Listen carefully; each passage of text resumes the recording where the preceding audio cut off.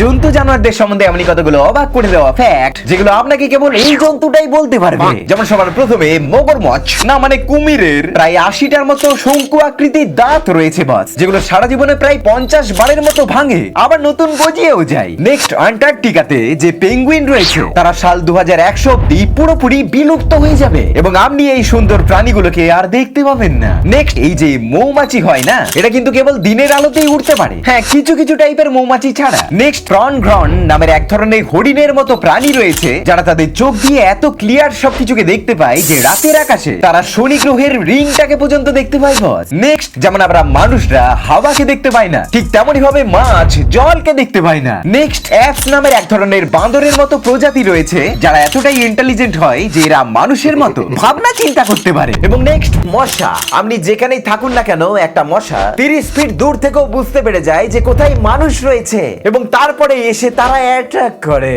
পালিয়ে বাঁচতে পারবেন না বন্ধু।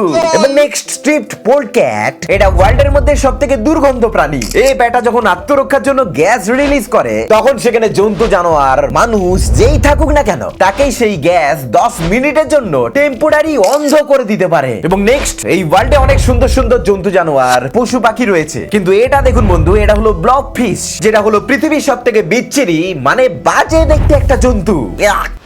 দেখুন দেখুন আপনার শত্রুর মতো লাগছে না একটু মুখটা। এবং নেক্সট শার্ক হলো পৃথিবীর সবথেকে পুরনো প্রাণী, মানে এরা সেই সময় থেকে পৃথিবীতে রয়েছে যখন গাছপালা পশু পাখি জন্তু জানোয়ার কিচ্ছু ছিল না। এবং নেক্সট যদি আপনিও কুকুর ভালোবাসেন তাহলে লক্ষ্য করবেন কুকুর মাঝে মাঝেই তার লেজ নাড়াতে থাকে। আপনি কি জানেন কুকুর তার লেজ নাড়ায় কেন? অনেকে বলবে যে কুকুর খুশি হলেই নাকি লেজ নাড়ায়, কিন্তু এমনটার কোনো মানে নেই বস যে কুকুর খুশি হলেই কেবল লেজ নাড়ায়। সাইন্টিফিক্যালি দেখলে কুকুর কিন্তু এক এক রকমের মুড হলে এক এক রকমের লেজ নাড়ায়। যেমন দেখুন কুকুরের লেজ যদি ডান দিকে বারবার হেলে তাহলে জানবেন সে খুবই খুশি আছে এবং খেলাধুলার মুডে আছে, এবং যদি বাঁ দিকে হেলাতে থাকে তাহলে জানবেন এর মানে হলো কুকুরটি খুবই দুঃখী আছে এবং কোনো নেগেটিভ ফিল করছে। সেখানে যদি কুকুর এরকম পিছনের দিকে লেজ তুলে নাড়াতে থাকে তাহলে এর মানে হলো কুকুরটি খুব ভয় পেয়ে আছে। কিন্তু যদি কুকুরের লেজ পিছনের দিকে দুটো পায়ের মাঝে এরকম ঝুলে থাকে তাহলে এর মানে হলো কুকুরটি খুবই শান্ত এবং নরমাল মুডে রয়েছে। এবং যদি কুকুরের লেজটি এরকম সোজা হয়ে দুটো পায়ের মাঝে ঢুকে থাকে তাহলে এর মানে হলো কুকুর বাবা জীবন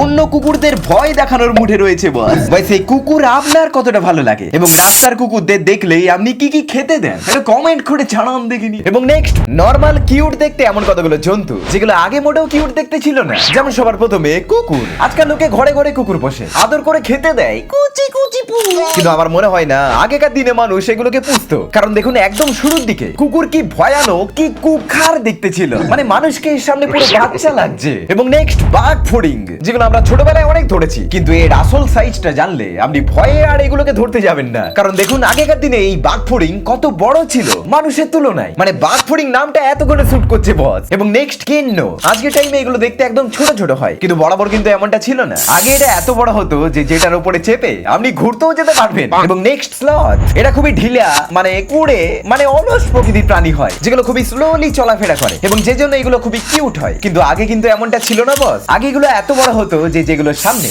একটা মানুষকে একদম বাচ্চা লাগতো। আপনার ফেভারিট জন্তু এর মধ্যে কোনটা? কমেন্ট করে জানান দেখিনি।